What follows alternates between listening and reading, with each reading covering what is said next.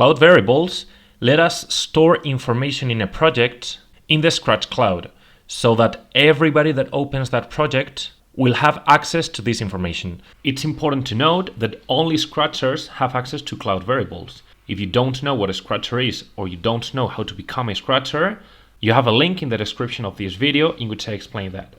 And now, let's see a very easy example. I'm going to create a project and I'm going to go to variables to make a variable called counter. And I'm going to check cloud variable. Let's close this. And the code is going to be super simple. When this sprite clicked, we're going to change counter. You see this cloud means that this variable is a cloud variable. We're going to change counter by 1. I'm going to share it. And look, here in this tab, I have another Scratch account that I have, well, my usual Scratch account. This is a secondary one. And I'm going to open the same project here. I'm going to initiate it.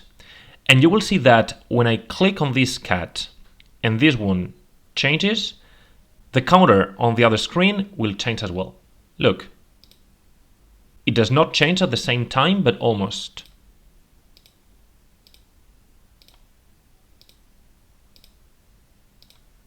Also, if I play on the other project, the cloud variable is updated.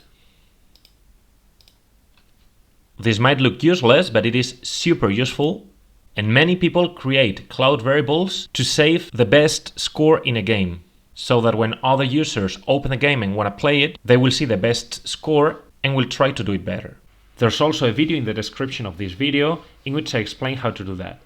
Keep in mind, if a user plays our game but he has not logged in, cloud variables won't be available for him. And this is everything I wanted to explain today, guys.